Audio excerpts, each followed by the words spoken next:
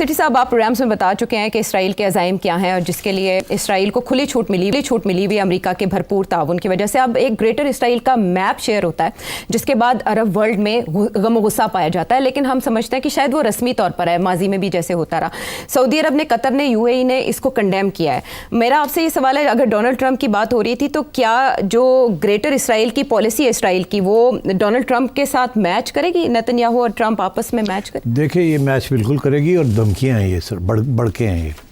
یہ اسرائیل نے بھی یہ جان کے یہ میپ لیک کیا ہے، چھیڑخانی کے یہ ڈیلیبریٹلی کیا گیا ہے تاکہ جو لوگ اس وقت ریکگنائز نہیں کر رہے اسرائیل کو یا ڈپلومیٹک ریلیشنز ابھی تک تیار نہیں ہیں کرنے کے لیے، ان کو یہ کہا جا رہا ہے کہ ہم تو یہاں تک بھی جانے کے لیے تیار ہیں۔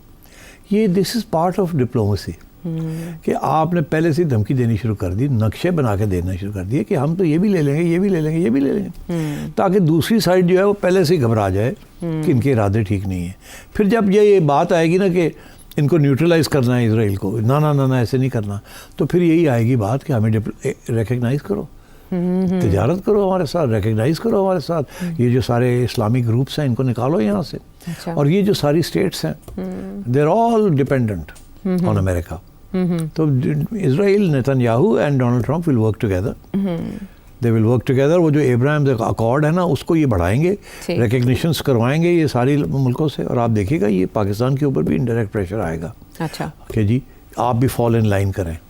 اور یہ وہی ہے ڈونلڈ ٹرمپ والی بات جو نیتن یاہو کر رہا ہے، یہ نقشہ دکھا رہا ہے کہ ہم یہ بھی کر دیں گے، یہ بھی کر دیں گے، یہ بھی کر دیں گے، ہمارے پاس ملٹری پاور ہے اور ہم نے کیا ہے، ہم نے کر کے دکھا دیا، ہم کر سکتے ہیں۔ اچھا، ایک اور مگر جو مقصد ہے وہ یہ نہیں ہے کہ یہ نقشے، یہ جگہ جو ہے اپنی بنا لینی ہے، تو already they have control over it. اب جارڈن جارڈن کسی ریزسٹنس گروپ کو نہیں بیٹھنے دیتا وہاں، انہیں پتہ ہے جس دن جھٹکا مارا تو جارڈن اڑ گیا، تو بالکل ایک سمجھے کہ اسرائیل کی 51st اسٹیٹ ہے۔ And similarly will never take a पंगा with Israel. Taking a पंगा with Israel means taking a पंगा with America. سوال ہی پیدا نہیں ہوتا۔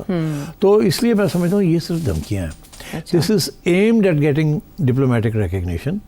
اور یہ جو انہوں نے آلریڈی کر لیا ہے نا، اس کو ایکسیپٹ کروانے کے لیے، اس سے پیچھے نہیں ہٹیں گے۔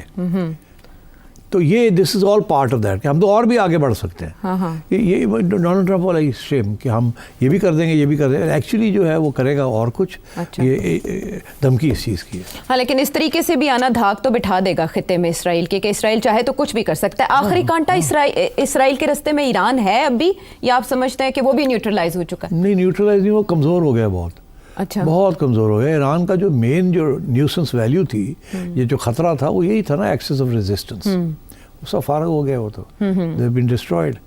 اب ان کو تو بڑا وقت لگے گا اگر پھر سے رائز کرنا ہے، تو اس سے پہلے ان کا پلان ہے کہ ایران کی رژیم کو سینکشنز اور سخت کیے جائیں، امریکن سینکشنز، اور دھمکی دی جائے، اور پھر اسیسینیشنز اور کیری آؤٹ کیے جائیں، اور اگر ضرورت پڑی تو نیوکلیئر انسٹالیشن کو بھی اٹیک کر دیا جائے۔ What's the big deal? تو آئی تھنک نقشہ تیار ہے کہ جی اس کا 3/4 نقشہ ری ڈیزائن ہو گیا ہے، اب ایران کے اندر گورنمنٹ کو چینج کرانا ہے، اور اس کے بعد امریکہ یہاں سے ڈس انگیج ہو جائے گا۔ ڈس انگیج تو کبھی بھی نہیں ہوگا نا، تیل ہے امریکہ میں خطے سے، ایران کو اسرائیل کے حوالے کرنے کے بعد اسرائیل کے حوالے نہیں کرے گا ایران۔ ایران تو سیولائزیشن، وہ کسی کے حوالے نہیں ہوگا، اس کو صرف اینٹی اسرائیل جو اس کی پوزیشن ہے اس کو ختم کرنا۔ کل کو وہاں ایک نئی گورنمنٹ آ جاتی ہے، کل کو وہاں ایک ویسٹرن پرو ویسٹ گورنمنٹ آ جاتی ہے، تو مسئلہ کیا ختم ہو جائے گا۔ پھر کیا ہے مسئلہ؟ ابھی تو ایک اینٹی ویسٹ گورنمنٹ ہے نا، ایک گورنمنٹ ہے جو کہ ایکسپورٹ کر رہی ہے anti west sentiment and revolutionary fever. وہ تو جیسے ہی آیت اللہ کی گورنمنٹ ختم ہوتی ہے تو وہاں ایک لبرل قسم کی گورنمنٹ آ جائے گی، اور کمزور بھی ہوگی، اور امریکنس کے اوپر ڈپینڈنٹ بھی ہوگی، اور سبق بھی سیکھ لیا ہوگا جن لوگوں کو لے کے آئیں گے۔ تو ریژیم چینج کا تو مطلب یہ ہوتا ہے کہ جو آپ کے خلاف ایک گورنمنٹ ہے یا ایک خطہ ہے، اس کو ختم کر کے اپنے حق والا لے کے آئے، then everything is fine, پھر کیا ایشو ہے؟ تو یہ جو مذمتی بیانات ہیں، میں آپ کے انالیسس سے یہ سمجھ پائی ہوں کہ عرب دنیا کے لیے اسرائیل کو روکنا اب ممکن نہیں ہے، کیونکہ سعودی عرب نے بھی یہ مطالبہ کیا ہے کہ دنیا اس میں انٹرفیئر کرے، مداخلت کرے اور ان عزائم کو روکے۔ تو دنیا کہاں ہے؟ نہیں ہے، کوئی دنیا نہیں ہے، بہت کمزور ہے باقی دنیا، مسلمان دنیا تو سب سے زیادہ کمزور ہو چکی ہے اب، and so there forget it. آپ کے سب سے پاورفل جو مسلم نیشنز ہیں وہی تیار نہیں ہیں کچھ کرنے کے لیے، اور وہاں جو نئے رولرز آئے ہیں وہ تو اور بھی ویسٹ کی طرف جانا چاہتے ہیں، وہ تو اب اس سے زیادہ بات کیا کریں۔ تو آئی تھنک جسے آپ کہتے ہیں نا کہ پولیٹیکل اسلام وہ تو اب بیک فٹ پہ اچھا تھرو آؤٹ. اور جو گورنمنٹس جو ایجپٹ جارڈن لیبیا سارے آؤٹ پوسٹ ویسٹ کے بن گئے ہیں اور سب جو ہیں they will be neutral, they will not be aggressive towards Israel because اب نہ ان کو اتنے ہتھیار دیے جائیں گے کہ وہ کھڑے ہو جائیں اپنے پاؤں پہ لڑ سکے کسی کے ساتھ, ان کو ڈپینڈنٹ ہی رکھا جائے گا. اور جہاں تک سعودی عربیہ کا مسئلہ ہے, سعودی عربیہ کے ساتھ تو تیل کا اور امریکہ کا بہت بڑا ایک سمجھوتا ہے, اس کے بغیر تو وہاں کی گورنمنٹ نہیں کھڑی ہو سکتی. تو آئی تھنک اور وہاں کی گورنمنٹ کو اندرونی معاملات کے بھی اندر بھی پرابلمس ہیں. تو اس لیے میں سمجھتا ہوں کہ اسرائیل ہیز سکسیڈڈ, امریکہ ہیز سکسیڈڈ. آخری سٹیج جو ہے وہ ایران کو نیوٹرلائز کرنا. اچھا, they'll do that. اور سعودی عرب کے ہوتے ہوئے ان مفادات کا تحفظ یقینی ہے آپ کے خیال میں؟ Deal of the century Donald Trump کے آنے کے بعد اس پر عمل درآمد یقینی پکا, اور اس کے لیے کسی سٹیج پہ پاکستان کو بھی آن بورڈ لیا جا سکتا ہے؟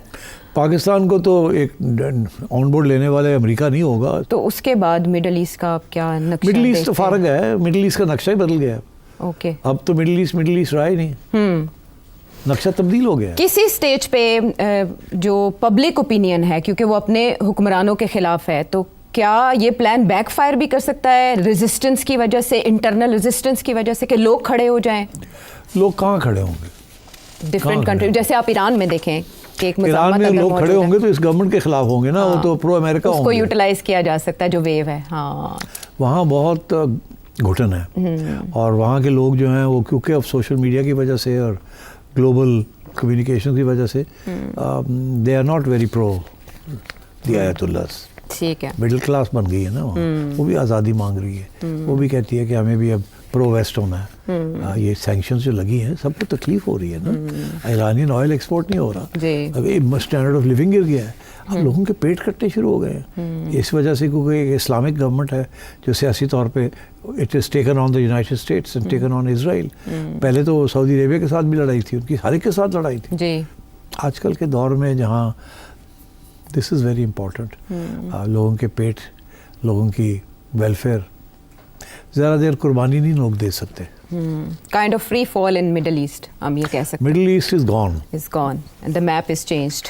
بہرحال دو مختلف خطوں کی ہم نے بات کر لی, اور اب ہمارے پڑوس میں کیا چل رہا ہے, ہمارے دونوں کے آپس میں معاملات کیا ہیں, ان کی پیچیدگیوں میں جائیں گے ایک بریک کے بعد.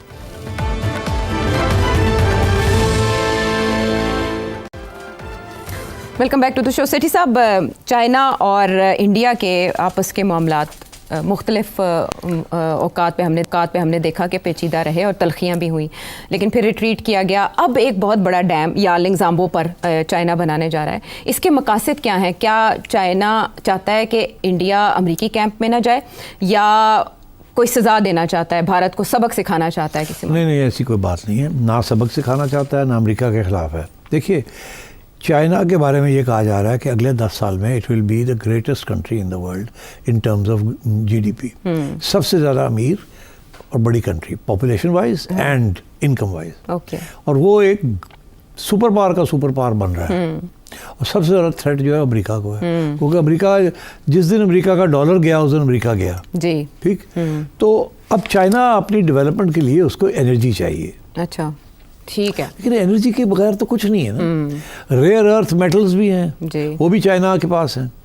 ٹھیک, چائنا ہیز ایڈوانس ٹیکنالوجی. اب امریکہ جو ہے F-35 بنا رہا ہے, چائنا نے J-35 بنا لیا ہے, ایسی کی تیسی. تو China is now poised to take off اس لیول پہ جہاں امریکہ کو چیلنج کرے گا. باقی سب رہ گئے پیچھے, روس نہ دیا نہ دیر, China is somewhere else. اچھا, چائنا از دا فیوچر. اچھا, اب امریکہ کو تکلیف بڑی سخت ہو رہی ہے. امریکہ تو خود بھی بہت سی کم چیزیں بناتا ہے, ساری امپورٹ ہو رہی ہے وہاں, اور بہت بڑی فسکل ڈیفیسٹس چل رہی ہیں وہاں, اور بڑی ڈیٹ ہے امریکہ کی, دنیا کو پیسے دینے ہیں امریکہ نے, اور صرف اپنے ہتھیار اور آرمامنٹس کی وجہ سے اس نے لوگوں کو کنٹرول کیا ہوا ہے. ادروائز امریکہ واز بینکرپٹ, اور جتنے پیسے امریکہ نے دینے ہیں لوگوں کے. اچھا, مگر جو چائنا کا جو ایشو ہے, آپ نے ڈیم کی بات کی, China needs energy. China has been buying oil from Iran. American sanctions don't apply to China. جی ٹھیک. انڈیا بھی خرید رہا تھا, انڈیا نے ویور لے لیا تھا امریکہ سے. باقی اگر پاکستان نہیں لے سکتا ایران سے آئل, وہ سینکشنز ہیں, کوئی نہیں لے سکتا. ایران بلیک مارکیٹ سے ادھر ادھر کر کے اپنا تیل بیچتا ہے سروائیول کے لیے. اچھا, یہ بہت بڑا اس کے اوپر سینکشنز لگی ہوئی ہیں ایرانین ایکسپورٹ آف آئل پہ. China is the biggest customer, مگر دیٹس ناٹ انف, کیونکہ چائنا نیڈز مور انرجی. جی, تو China has been building dams for 2 reasons. ایک ہائیڈرو الیکٹریسٹی کے لیے, اچھا, کیونکہ ہائیڈرو الیکٹریسٹی وہ سستی ہوتی ہے فرام آئل, ایک تو وہ, اور دوسرا یہ ٹو فرٹیلائز بیرن لینڈس. ٹھیک, پانی چاہیے. Pani is the source of energy, whether it's in the human body or whether it's for the earth. Sign of life. تو چائنا نے سب سے بڑے ڈیمز جو ہیں دنیا کے, وہ چائنا نے بنائے. چائنا کی ڈیم ٹیکنالوجی جو ہے is the most sophisticated in the world. اب انہوں نے 3 گوج ایک بہت بڑا ڈیم بنایا تھا, which is the biggest dam in the world. جی, اور بہت اپوزیشن تھی, کوئی 12 لاکھ لوگوں کو وہاں سے نکالنا پڑا اس علاقے سے, ڈسپلیس کر کے کہیں اور کر. یہاں تو کالا باغ ڈیم کی جب بات ہوتی ہے ایک نہیں بن سکا.